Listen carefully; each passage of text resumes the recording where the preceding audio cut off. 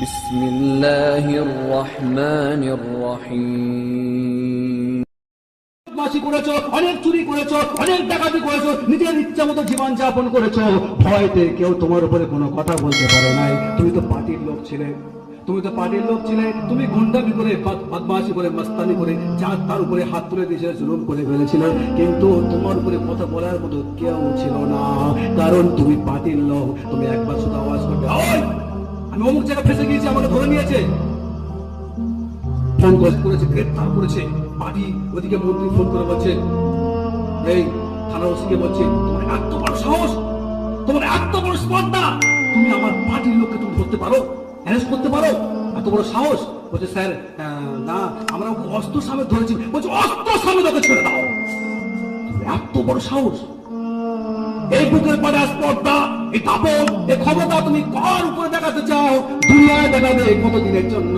কাল হাসরে ময়দানে যখন দুনিয়া সব শেষ হয়ে যাবে, তোড়ফোড় হয়ে যাবে, বরবাদ হয়ে যাবে, আল্লাহ পাক বলেন, ইযা জুলজিলাতিল আরদু জিলজালাহা, যখন এই দুনিয়াকে তোড়ফোড় করে দেওয়া হবে, কিসের দ্বারা? ভূমিকম্পের দ্বারা। একটা এমন ভূমিকম্প আসবে, সারা দুনিয়াটা ওলটপালট খেয়ে যাবে, আসমান ভেঙে চূর্ণ চূর্ণ হয়ে গিয়ে কেতাবের পাতার মতো ঠাস ঠাস করে নিচে পড়বে, চূর্ণ বিচূর্ণ হয়ে গেল। এরকম অবস্থায় দুনিয়া পুরো উঠে গেল, সব কিছু শেষ হয়ে গেল। ইযা জুলজিলাতিল আরদু জিলজালাহা, এই জমিন যখন সিলসালা অর্থাৎ সেলসালা ভূমিকম্প দিয়ে এই দুনিয়াকে যখন আমি তোড়ফোড় করে দেব, উল্টো পাল্টা করে দেব, তারপরে ওয়া আখরাজাতিল আরদু আথকালাহা, জমিনের ভিতরে যা কিছু লুকায়িত আছে, মাল সম্পদ আছে, কবরের ভিতরে যারা লক্ষ লক্ষ বছর ধরে, হাজার হাজার বছর ধরে কবরের মধ্যে যারা কবরস্থ হয়ে আছে, আজ তারা সব বেরিয়ে পড়বে। ওয়া আখরাজাতিল আরদু আথকালাহা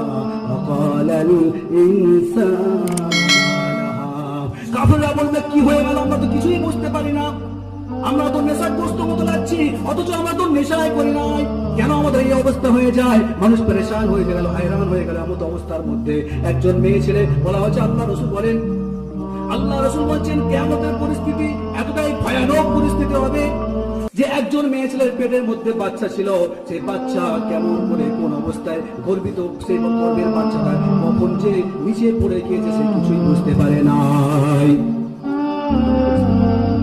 এটা কখনের পরিস্থিতি?